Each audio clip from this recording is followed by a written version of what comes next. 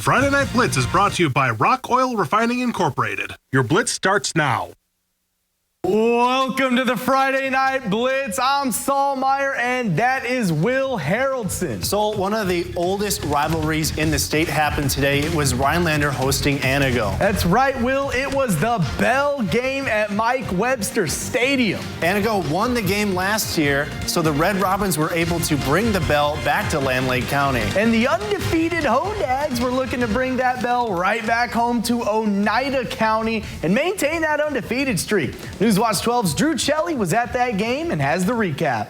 Rivalry games always bring out the best in the teams and the best in the crowds. Rhinelander and Anago here tonight at Mike Webster Stadium. It was bound to be a good one. We caught up with Anago head coach Tom Schofield before kickoff.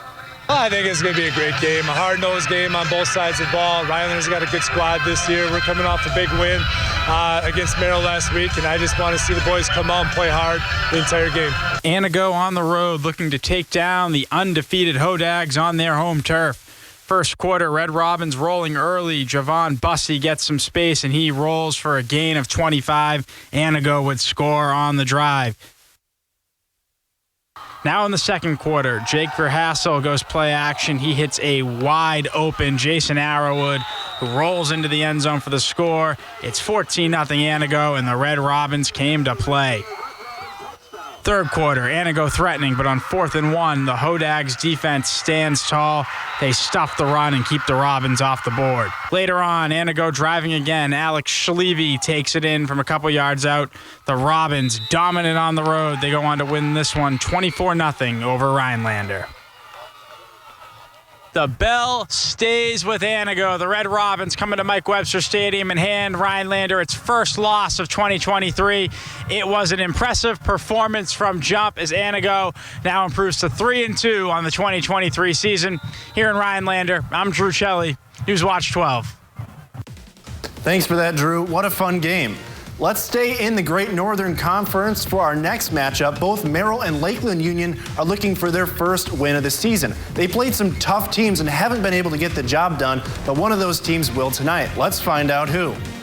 Beautiful night in Minocqua. First quarter, still at 0-0. Lakeland driving, and Noah Bruckner takes the handoff, and he finds the edge and accelerates. The Blue Jays force him out at the 15-yard line. A few plays later, Court Meyer calls his own number, and he scores 6 for the T-Birds. Lakeland converts a 2-point conversion to make it 8-0. Now at the end of the quarter, Lakeland driving again, but Merrill's Aiden Lonsdorf breaks on the ball for an interception.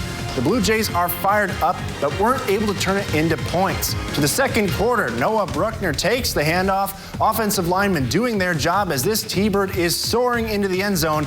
Lakeland dominated all game long. They win big 35-0. We saw how the first 4 Great Northern Conference teams did. Here's how the next 4 teams' games went. Medford went onto the road to take on Ashland, and the Raiders won that one big time, 59-6. Mosinee, the defending GNC champs, looking to defend that title, and a 44-3 win on the road against Hayward helps their chances big time. Let's now take a look at how things are shaking up here in the Great Northern Conference. Defending champs Mosinee and conference runner-up Medford sit atop with both perfect records at 3-0. They are followed by Anago and Rhinelander, both at 2-1, with Anago holding the tiebreaker over the Hodags with a win today. With a win today, Lakeland Union moves to a tie with Hayward at 1-2 in the conference, and rounding out the bottom is Ashland and Merrill, both winless at 0-3. And here's a look at how some of the non-GNC teams did this week. Wausau West is legit, and they proved that, and that they are a force to be reckoned with in the VFA, taking down Marshfield 35-0. Tomahawk traveled to Conto Falls on the road and lost 48-14. Edgar is also a legit team. They took down Colby 27-0 on the road to prove it. Wittenberg, Burnham Wood made a goal line stop to take down Amherst 27-22. And not seen on this graphic, Crandon dropped a 50 bomb on Crivets, and the Cardinals beat them 50-21 on the road. What a great bunch of games we saw tonight, Will. Absolutely, Saul. Those 11-man games were awesome. For sure, but what about those 8-man teams? Well, we'll tell y'all how they did after the break. Don't go anywhere. Friday Night Blitz is brought to you by Rock Oil Refining Incorporated. Your Blitz starts now. Welcome back to the Friday Night Blitz. I'm Saul Meyer, and that is Will Harrelson. Will, this might be one of the more heartwarming games we'll see all year. Florence traveled to Wabeno to take on Leona Wabeno in some 8-man football action, but for the Bobcats, this was much more than a game. The number 31, worn by Mikey Scholes, who passed away this summer, his brother Logan will be wearing his number this season, and this is the first time he will be playing since his brother passed away. And he wasted no time getting to work. His first touch, a punt return. Logan makes a man miss, cuts it outside and upfield, lowers his shoulder for some big contact on the monster gain. Next play, William Kelly fakes left, rolls right, launches up a deep pass for Scholes, and he comes down with it for a gain of 19 yards. The next play, yes, Scholes gets it 3 plays in a row. Kelly finds Logan in the back of the end zone for a touchdown, and this is why we love football, folks. He scored a TD for his brother to help his team get the win. Florence takes this one 46-6. Now let's head over to Phillips for some Lakeland East Conference action. The Loggers are looking to keep the momentum going and try to capture their first conference victory on the season. For Schwamigan, they're looking just to get their first W of the year. So let's see who can get it done tonight and get their first conference victory of the season. Here in the first quarter, Phillips with the football, and they hand it off to Aaron Delixi with a great blocking on the outside, and he turns on the burners and runs this one all the way to the end zone for the early lead.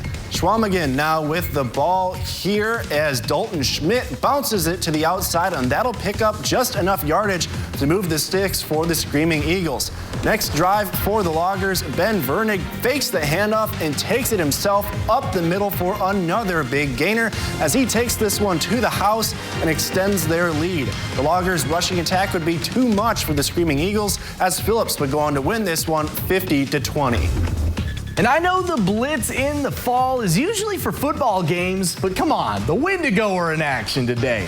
They took on the Lone Star Brahmas after their win yesterday against the New Jersey Titans, and with a 2-1 win today, the Wendigo are 2-1 on the season, making it 2 dubs in a row. The Milwaukee Brewers were in action tonight as they hosted the Washington Nationals for a 3-game series. The Crew were in a 3-0 hole after a tough first inning, but thanks to some clutch hitting by William Contreras and Carlos Santana, the Brewers were able to come from behind and win this one 5-3.